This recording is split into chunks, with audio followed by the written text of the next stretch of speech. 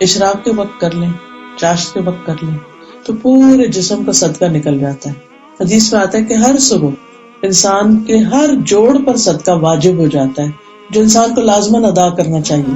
لیکن ہم میں سارے کے پاس اتنا مال تو نہیں کہ 360 جوڑوں کا مثلا $1 ہر جوڑ کا صدقہ دینے لگے تو کوئی بھی افورڈ نہیں کر سکتا۔ لیکن اس کے لیے کتنا آسان، سمپل، سادہ سا عمل بتا دیا گیا، 2 نفل ضحیٰ کے یعنی چاشت کے۔ یا اصل میں یہ اس نماز کا نام اشراق بھی ہے، چاشت بھی ہے، ضحیٰ بھی ہے، اور یہ ہوتا ہے سورج نکلنے کے 15 منٹ بعد سے لے کر اس کا وقت سورج کے زوال کے 15 منٹ پہلے تک، یعنی سارا دن آپ صبح کے وقت یعنی ظہر سے 15 منٹ پہلے تک آپ اس کو پڑھ سکتے ہیں، ظہر کا وقت داخل ہو۔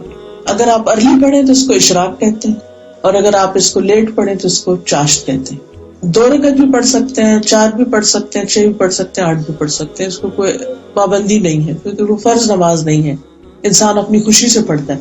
لیکن جو پڑھتا ہے اس کے لیے اجر بہت زیادہ ہے۔ اور آپ دیکھیے کہ بعض لوگوں کو جوڑوں کے درد کی شکایت ہوتی ہے، جوائنٹ پین ہے، سب کچھ، لیکن میں سمجھتی ہوں کہ اگر انسان صدقہ ادا کرتا رہے اپنے جسم کا تو انشاءاللہ آپ کو دردوں سے نجات ہوگی۔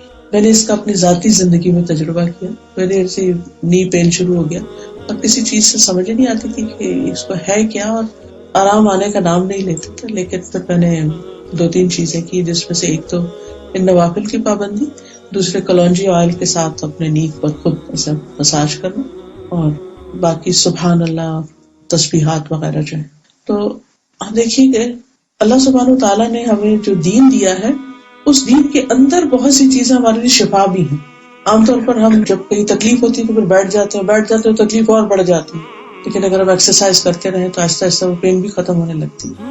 میری سمجھ سے باہر تھا کہ یہ ہوگا کیا، یعنی اس کا میں علاج کیا کروں۔ جیسے کہتے ہیں نا، انسان نہ کسی ڈاکٹر کے پاس علاج ہے، نہ کسی اور کے پاس، نہ پین کلر سے آرام ہے، نہ کسی اور چیز سے، کچھ سمجھ میں نہیں آ رہا۔ لیکن جب میں نے یہ حدیث پڑھائی، میں صرف UK میں تھی 2013 میں، اور 40 نبوی پڑھا رہی تھی، اور اس میں یہ حدیث آ گئی۔ حالانکہ نفل یہ 4 سے اشراق کے تو پہلے بھی سنے ہوئے تھے، اور چاہے چلتے پھرتے شاید کہیں یہ بھی سنا ہوا تھا کہ 360 جوڑوں کا صدقہ بھی دینا ہوتا ہے، لیکن کبھی توجہ نہیں دی تھی اور کبھی کانشیسلی عمل نہیں اس پر کیا تھا۔